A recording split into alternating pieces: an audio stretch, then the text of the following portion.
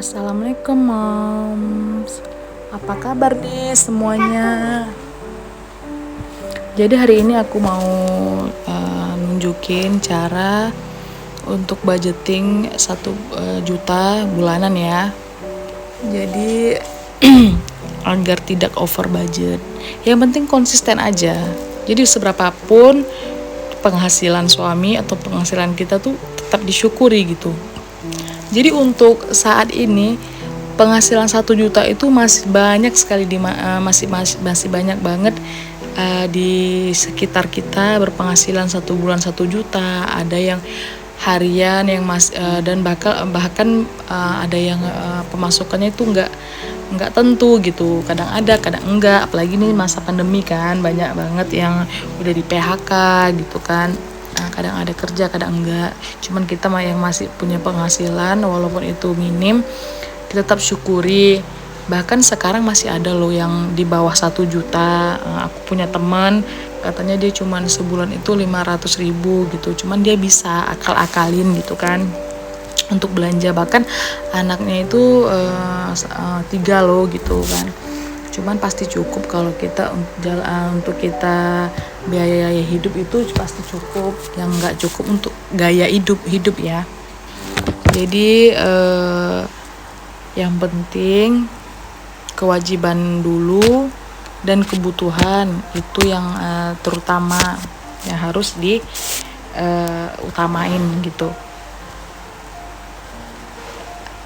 Jadi untuk budgeting 1 juta ini kita harus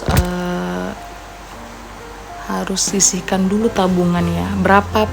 Seberapapun penghasilan, tetap kita harus kita sisihkan tabungan di awal gitu. Walaupun hanya 10% itu udah cukup ya. Jadi kita nggak perlu buat dana darurat lagi, nggak perlu, karena untuk penghasilan 1 juta ini cukup tabungan rutin saja itu bisa ntar dipakai untuk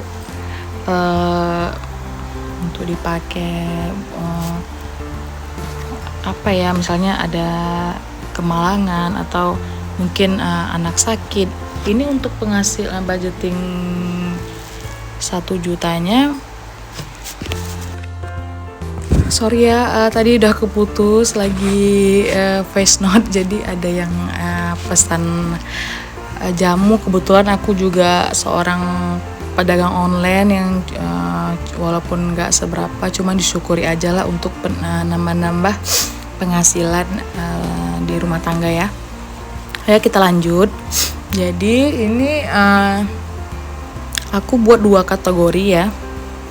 Kewajiban dan kebutuhan, tapi tetap kita sisihkan dulu untuk tabungan itu 100.000. Tetap kita pisahkan dulu. Setelah itu kita tetap masukkan kewajiban itu tetap dimasukkan beras duluan ya, beras dan listrik. Kalau misalnya mom semua masih tinggal di dekat orang tua, itu lebih bagus lagi ya sebenarnya gitu.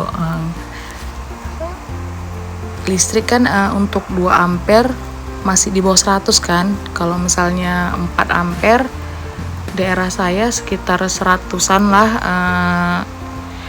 sebulannya. Cuman enggak pakai AC ya, cuman kipas gitu-gitu kan. Itu masih bisa 100-an gitu. Tapi kalau bisa pakai yang 2 ampere aja lah gitu kan, biar bebannya lebih murah gitu. Jadi untuk kebutuhan di sini kita ada buat belanja bulanan, belanja mingguan, bensin dan paket itu wajib ya. Kebutuhan memang gitu untuk 1 bulan. Belanja bulanan aku anggarkan 150.000.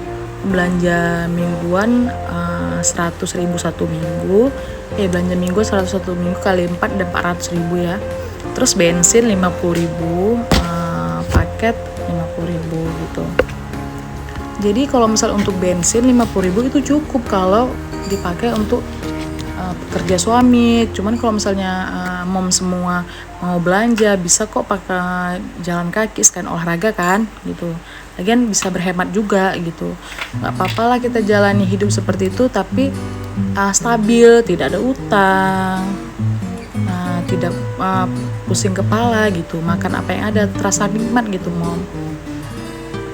Yang pastinya kalau kita bersyukur kita pasti bakal bahagia gitu.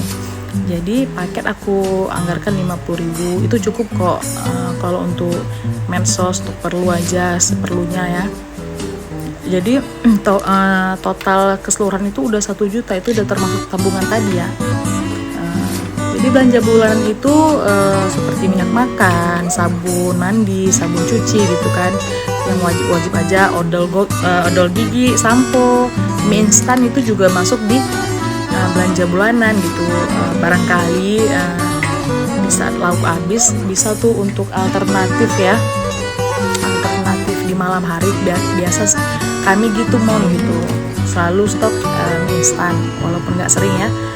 Tapi di saat penyelamat banget deh gitu, di saat gak ada lauk, habis lauk gitu ya, instan itu.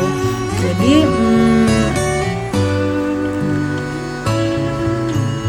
belanja mingguan itu diatur aja deh, sesuaikan budget aja gitu. Oke, selamat mencoba. Bye.